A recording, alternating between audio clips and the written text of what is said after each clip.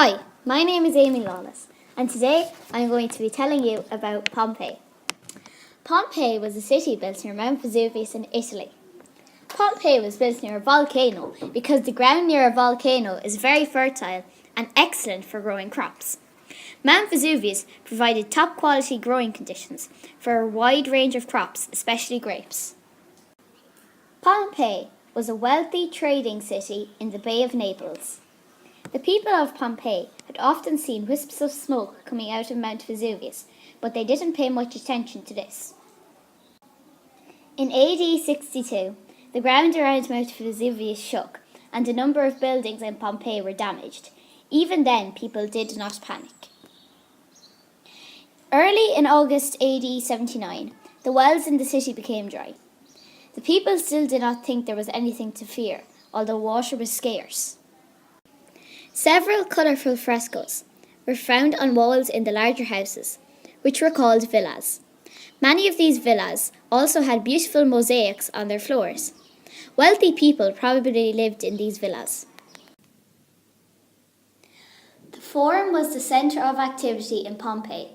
This included a number of temples to honour the gods. It also had a very advanced marketplace, with shops selling a wide variety of goods. Some of these shops appear to have had sliding doors. There was a very advanced freshwater system in the city. The water came from a local river and was supplied to the villas, but not to the smaller houses. Water was also supplied to the public baths and to a number of public fountains. Amazingly, the people of Pompeii had a method of supplying water to places using lead pipes. Lead causes lead poisoning, so many people must have died when this system was introduced. However, when archaeologists examined the pipes, they discovered that a layer of calcium had formed inside them. This obviously protected many of the people from lead poisoning. The streets of Pompeii were paved with flagstones. On each side of most streets, there were raised pathways. Many of these streets had wheel ruts.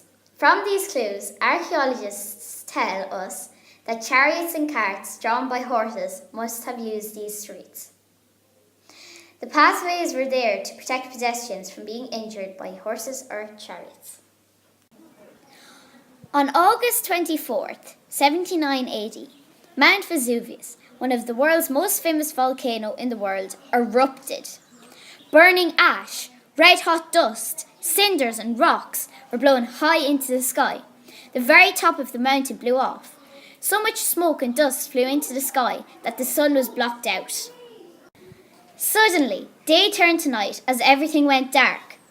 People screamed and ran in terror. For more than 24 hours, Mount Vesuvius continued to erupt, shooting hot ash into the air.